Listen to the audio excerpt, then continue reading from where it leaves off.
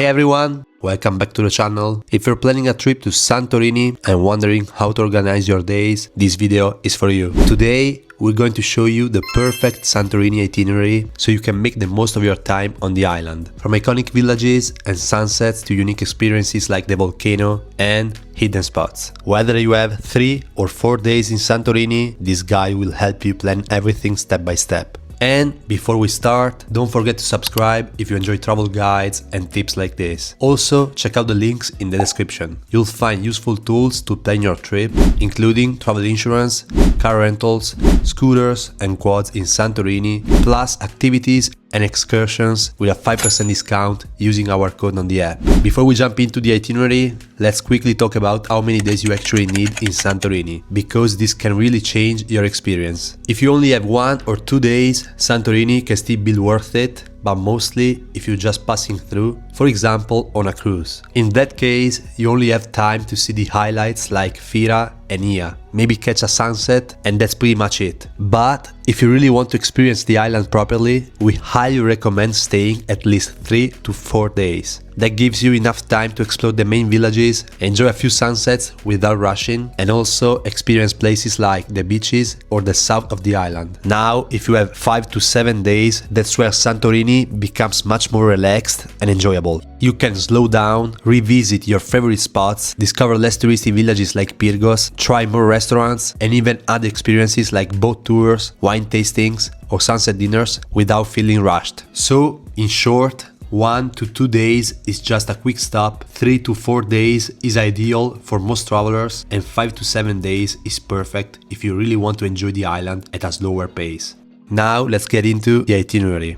Your first day in Santorini is all about arriving, settling, and getting your first taste of the island. Most people arrive by plane or ferry, and once you reach your accommodation, especially if you're staying near the caldera, your first impression will probably be unforgettable. Santorini has this effect where even a simple walk with your luggage suddenly turns into a photo stop, because the views are just everywhere. After checking in, take some time to relax, then head out to explore Fira, the main town of the island. Walk along the caldera, explore the small streets, stop for a drink, and just take it all in. For your first sunset, you don't need to go far. Fira offers incredible sunset views, often with less stress compared to Oia, and it's the perfect way to start your trip. Day 2 is all about Oia, the most iconic place in Santorini. Try to get there early in the morning to avoid the crowds and enjoy the village at a slower pace. Walk through the narrow streets, find the famous blue domes, and explore all the viewpoints. Around midday, you can head down to Amudi Bay. It's about 200 steps down, and while it can be a bit tiring, it's definitely worth it. In the afternoon, head back up and get ready for sunset.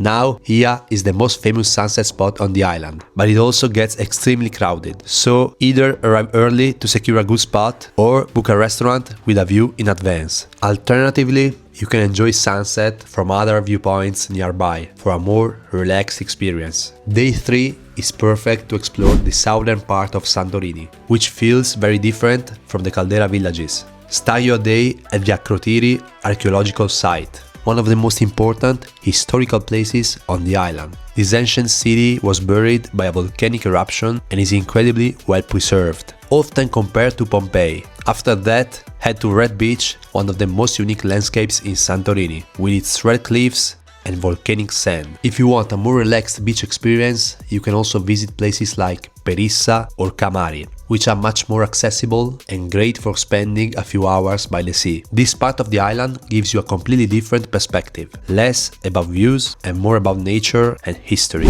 If you have a 4th day, this is the perfect time to do something more unique. One of the best experiences in Santorini is taking a boat tour to the volcano. You'll sail into the caldera and visit Nea Kameni, where you can actually walk on an active volcano. It's a very different experience compared to the villages and really helps you understand how the island was formed. Many tours also include a stop at the hot springs, where you can swim in a warm volcanic waters. For your final evening, go back to your favorite place on the island. It could be Fira, Oia, or maybe somewhere quieter like Merovigli. This is a perfect moment to slow down, enjoy the atmosphere, and take in one last Santorini sunset. If you have more time, like 5 to 7 days, you can simply take everything at a slower pace. You can revisit your favorite spots, explore more local villages like Pyrgos, try more restaurants, and add extra experiences like wine tastings or sunset cruises. Santorini is one of those places where slowing down actually makes the experience much better. Before finishing, here are a few quick tips. Renting a scooter or a quad is often easier than renting a car, especially because parking can be difficult in places like Oia or Fira. Try to book restaurants and activities in advance, especially during the high season. Don't focus